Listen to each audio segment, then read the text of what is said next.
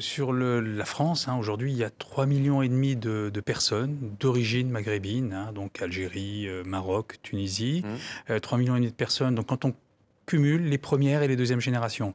Et ce sont donc, je le disais, des personnes actives, jeunes, donc la plupart ont moins de 50 ans, donc avec des besoins aujourd'hui qui émergent, notamment pour les deuxièmes générations, différents de leurs parents, Mmh. donc où il y avait ces vacances, on va dire, retour au pays, Mmh. et qui aujourd'hui sont autonomes et ont besoin de vacances.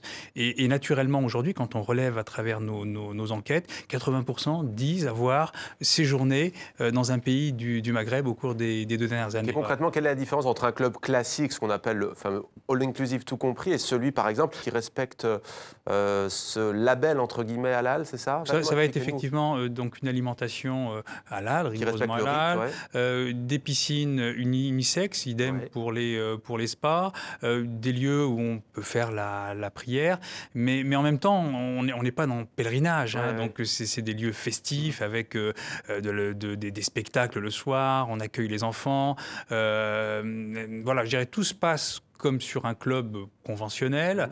Donc, hormis, effectivement, il n'y a pas d'alcool, cette nourriture halal, et puis des prestations qui vont être familiales, on va dire. Donc, voilà. Donc, il y a deux types aujourd'hui de tourisme. Il y a ce tourisme-là qu'on connaît, l'inclusive, les clubs de vacances, et effectivement, où il peut y avoir ces recommandations ou ces structures qui vont respecter, je dirais, la morale islamique de ceux qui les fréquentent.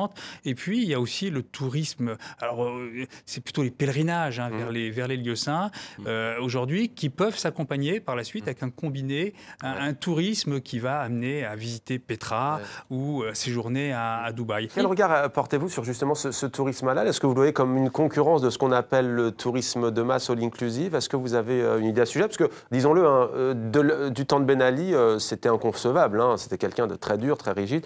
Votre avis à ce sujet? Non, je pense que c'est une bonne chose parce qu'il vaut mieux les voir dans un hôtel comme ça que sur les champs de bataille.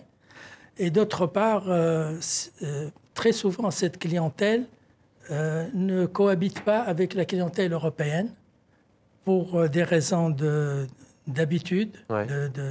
d'habitude de vivre, et aussi parce que, par exemple, de nombreux Français ou même Européens, lorsque nous avons une famille qui vient dans une piscine et qui se baigne avec ses vêtements, il y a des protestations.